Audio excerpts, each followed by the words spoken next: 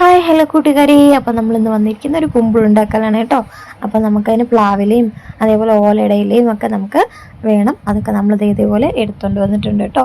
അപ്പം അതിന് അത്യാവശ്യത്തിന് നമുക്കിപ്പം തേങ്ങ വേണം. ആ തേങ്ങ നമ്മൾ ഇതേപോലെ എടുത്തിട്ടുണ്ട്. പിന്നെ ഇത് നമ്മുടെ ശർക്കര, നല്ല അടിപൊളി ശർക്കരയാണ് കേട്ടോ. നല്ല കളറും നല്ല ഇതൊക്കെയാണ്. ഇത് നമ്മുടെ മറയൂർ ശർക്കരയാണ് കേട്ടോ. അപ്പം നമുക്ക് അത്യാവശ്യത്തിന് ഗോതമ്പ് പൊടിയും അതേപോലെ തന്നെ വറുത്ത റവയും ഒക്കെയാണ് ഇതിന് വേണ്ടത്. അപ്പം ഇത് രണ്ടും കൂടെ നമ്മളിട്ട് ഇന്ന് നമ്മളൊരു കുമ്പിളുണ്ടാക്കാം. അപ്പോൾ അതിന് ഇത് നമ്മളിട്ടിട്ടുണ്ട്. പാകത്തിന് അതെല്ലാം ഇട്ടതിന് ശേഷം കുറച്ച് ഏലക്കയും കുറച്ച് ഉപ്പും ഒക്കെ ഇടണം, മധുരം ബാലൻസ് ചെയ്യാനാണ്.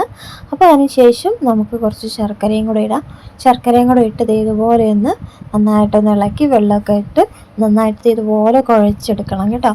അതിനുശേഷം നമ്മൾ ഓലയൊക്കെ ഇതുപോലെ കെട്ടി റെഡിയാക്കി കുമ്പിളിൽ ഇതേപോലെ പ്ലാവിലൊക്കെ റെഡിയാക്കി അതിനകത്ത് മാവെല്ലാം ഫില്ല് ചെയ്തു ഇതുപോലെ നമ്മൾ വെച്ച് കുറച്ച് കഴിഞ്ഞപ്പോൾ ഇതുപോലെ നന്നായിട്ട് ആവി വന്നു കേട്ടോ. അതിനകത്ത് വെന്തിട്ടുണ്ട്.